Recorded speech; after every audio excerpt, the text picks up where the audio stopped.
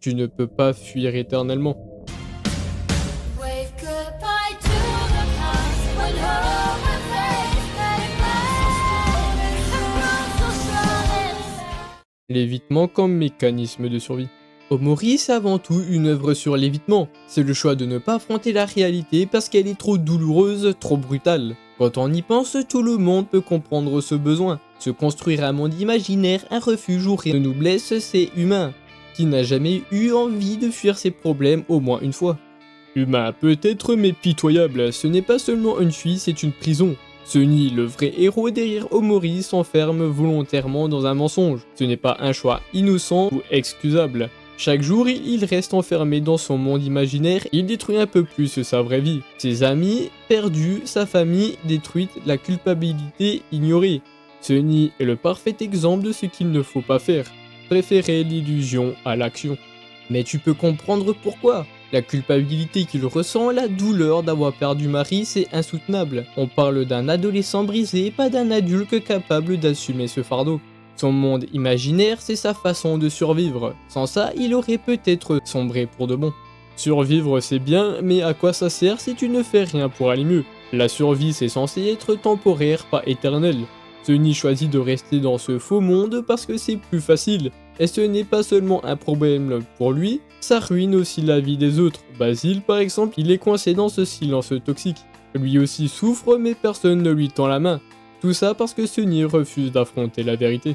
Un monde imaginaire, mais pas parfait.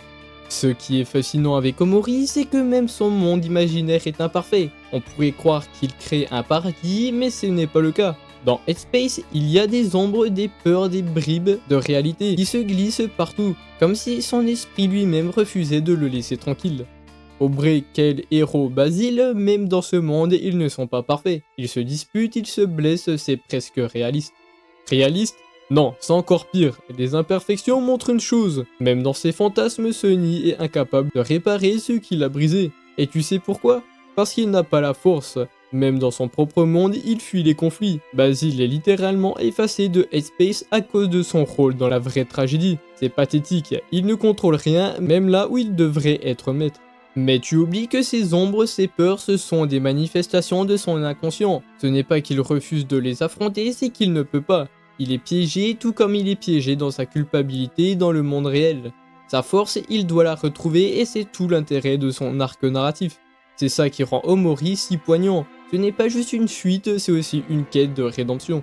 Une quête qu'il n'aurait jamais dû commencer. S'il avait été honnête dès le départ, rien de tout cela ne serait arrivé. Le jeu nous pousse à compatir avec lui, mais au fond, ce qu'il fait est monstrueux. Ignorer la souffrance de Basile, mentir à ses amis, tout ça parce qu'il préfère rester un gamin terrifié. Sunny a beau être le héros de l'histoire, il est aussi son propre méchant. La vérité, un prix à payer.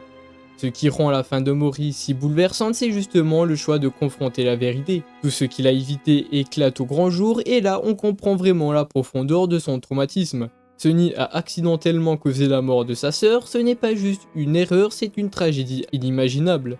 Peut-être, mais ça ne change pas le fait qu'il a détruit la vie de tout le monde avant d'y arriver. Dire la vérité à ce stade, c'est presque trop tard. Ses amis ne sont plus là pour lui, Aubrey est rempli de rancune. Basile est traumatisé, la vérité c'est qu'affronter ses erreurs est nécessaire, mais attendre autant pour le faire, c'est égoïste. Égoïste peut-être, mais c'est un premier pas. Le jeu montre que même après tout ce temps, il est encore possible de se racheter. La vérité est douloureuse, mais elle libère. Sunny choisit de sortir de son évitement pour affronter le monde réel. Et ça c'est un message d'espoir. Peu importe à quel point tu as fui, il n'est jamais trop tard pour essayer de réparer. Peut-être, mais Omori nous rappelle aussi que réparer n'efface pas le passé. Ce qui l'a détruit, il ne pourra jamais le récupérer. La vérité a un prix et Sunny l'a payé au prix fort. Ce n'est pas une victoire, c'est un compromis. La vérité n'est pas toujours une fin heureuse, mais elle est nécessaire.